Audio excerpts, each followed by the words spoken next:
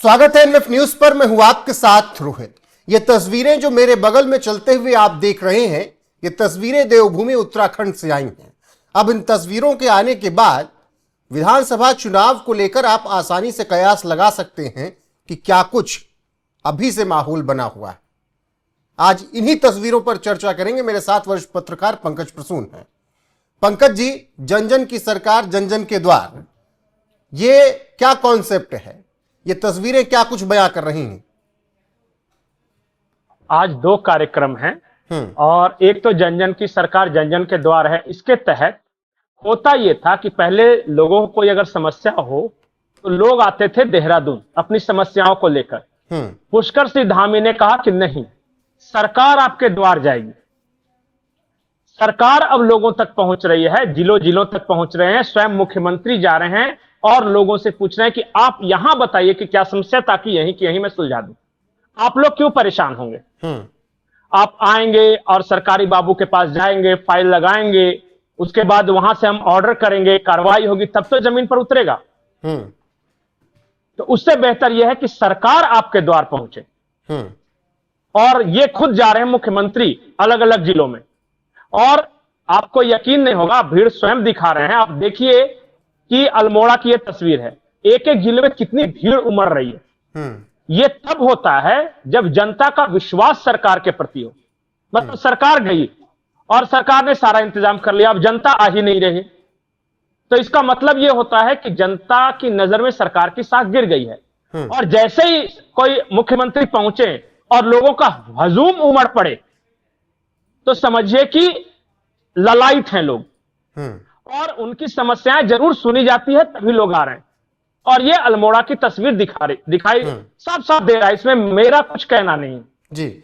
लेकिन क्या ये तस्वीरें, ये वीडियो, ये भीड़, ये जनसैलाब देखकर विरोधियों को परेशानी हो रही होगी? नहीं, आप लोग के नजर में विरोधी सीरियसली होंगे, पर मेरी नजर में उत्तराखंड में कोई विरोधी नहीं।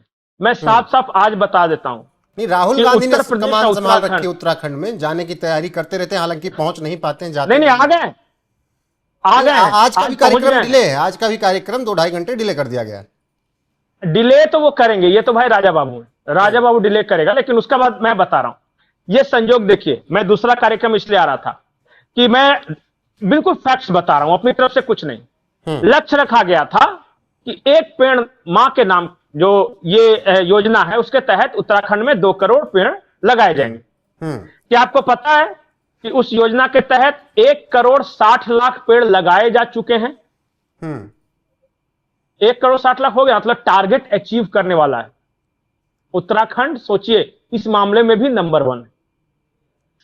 मोदी जी की योजना थी एक पेड़ मां के नाम, इतना पेड़ लगाए। और ये मैं जानबूझ के इसलिए बता रहा हूं क्योंकि अब से कुछ दिन पहले कुछ लोग पर्यावरण को लेकर चिंतित थे। एक हाईवे पर एक्सप्रेसवे बन रहा था, तो वहां 8 किलोमीटर में कुछ पेड़ कट गए थे एक्सप्रेसवे बनाने के चक्कर में। तो उस कटे हुए पेड़ के ये तने के पास बैठकर वीडियो बनाया जा रहा था कि हाय हाय उत्तराखंड के पर्यावरण का क्या होगा। इसलिए मैंने ये मेंशन किया, और जाके आप सरकारी वेबसाइट पे चेक कर सकते हैं इस बात को। अब आते हैं राहुल गांधी, सबसे मोस्ट इंटरेस्टिंग पार्ट जी। राहुल गांधी छात्रों को लेकर और नौकरियों को लेकर छात्रों की गूंज नाम का एक कार्यक्रम कर रहे हैं। आ गए देहरादून, और देहरादून के परेड ग्राउंड पर ही आज ये है पुष्कर सिंह धामी का कार्यक्रम। और जानते हैं पुष्कर सिंह धामी के कार्यक्रम में क्या हुआ? आपको पता है? पुष्कर सिंह धामी ने जितने अग्निवीर हैं उनको उत्तराखंड में परमानेंट नौकरी देने के लिए आज योजना लॉन्च कर दी। इतना ही नहीं, जो पूर्व सैनिक हैं उनको होम स्टे के लिए, कि ताकि वो उत्तराखंड में ही रहें, उसके लिए एक अलग योजना है। और इन सबके बावजूद ये आज बताया उन्होंने कि आज एक बयान है, पहले मुझे लगता है वो सुना दीजिए, कि जिसमें धामी कह रहे हैं कि जो कांग्रेस का राज था उसमें सिर्फ वो नकल माफिया और भर्ती माफिया, मतलब सरकारी नौकरियों में पैसे लेकर नौकरी देने वाले सक्रिय थे। और आज बता दीजिए, सबसे सख्त कानून है देश भर में जी परीक्षा में नकल का। बिल्कुल सुना देते हैं, एक बार सुना दीजिए पुष्कर सिंह। मुख्यमंत्री पुष्कर सिंह धामी क्या कुछ कह रहे हैं। पहली बार 2002 में उत्तराखंड के अंदर निर्वाचित सरकार बनी और श्री स्वर्गीय नारायण दत्त तिवारी जी उस समय मुख्यमंत्री बने और उनके समय में सबसे पहले दरोगा भर्ती घोटाला आया, पटवारी भर्ती घोटाला आया, अन्य घोटाले आए, लेकिन उस समय कोई कार्रवाई नहीं हुई। घोटाले आए, भर्तियां आई कि ये भर्तियों में जो है बहुत बड़े पैमाने पर भ्रष्टाचार हुआ है, बहुत पैमाने पर गड़बड़ियां हुई हैं, अनियमितताएं हुई हैं, योग्यता, प्रतिभा और क्षमता के आधार पर सिलेक्शन नहीं हुआ है। अब उसके बाद कालखंड आ गया 2012 के बाद का।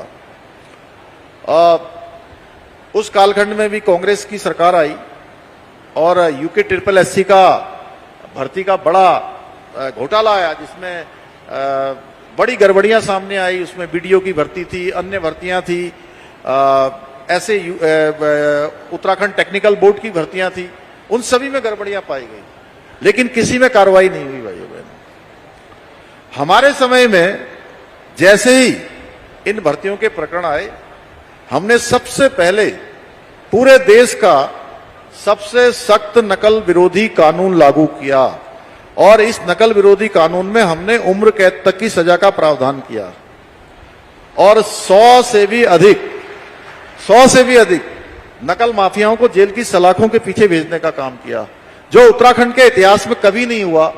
वो काम हमने शुरू किया। हमने छिपाया नहीं, हमने कभी ये नहीं कहा कि नहीं सब अच्छा हो रहा है। हमने उसको स्वीकार किया और स्वीकार करके उसको सुधारने की दिशा में हम आगे बढ़े और उसी का परिणाम है कि आज उत्तराखंड के अंदर रिकॉर्ड भर्तियां 34,000 का ये आंकड़ा भर्तियों का पार हो गया है और एक भी भर्ती में ना पर्ची चली है, ना कोई खर्ची चली है, बिना पर्ची बिना खर्ची के।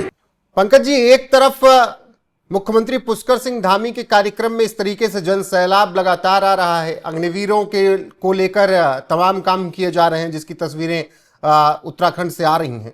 दूसरी तरफ कॉन्सर्ट के सहारे भीड़ बुलाई जा रही है राहुल गांधी की, फिर भी वो खुद ही कार्यक्रम में नहीं पहुंच रहे हैं, देर हो जा रही है, कैंसिल कर दे रहे हैं पिछले कार्यक्रमों की तरह।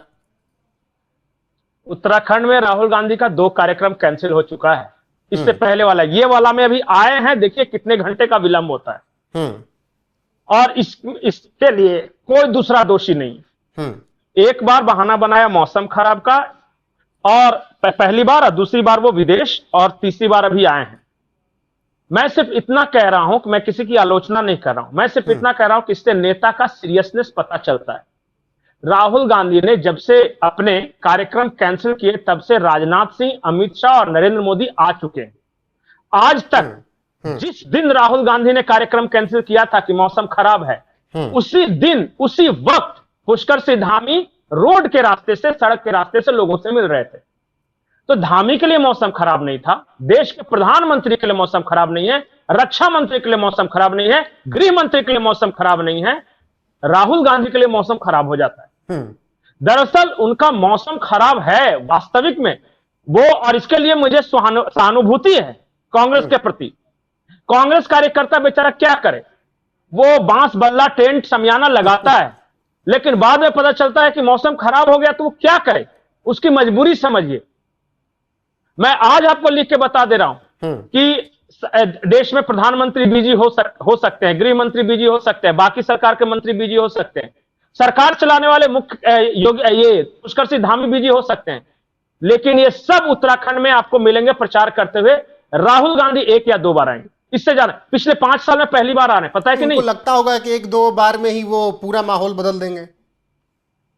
तो 1-2 बार ना, पिछली बार जब से हारे तब से 1 बार अभी है, वो भी अभी संपन्न नहीं हुआ है। अब जब संपन्न हो जाए तब समझ। जो आदमी दिल्ली से सटे हुए उत्तराखंड में 5 साल नहीं पहुंचा, वो आदमी, आपको लगता है, आप कह रहे हैं कि कंपटीशन दूर दूर तक दिख रहा है कहीं? नहीं, वो तो तस्वीरें बता रही हैं, कंपटीशन कहीं है नहीं।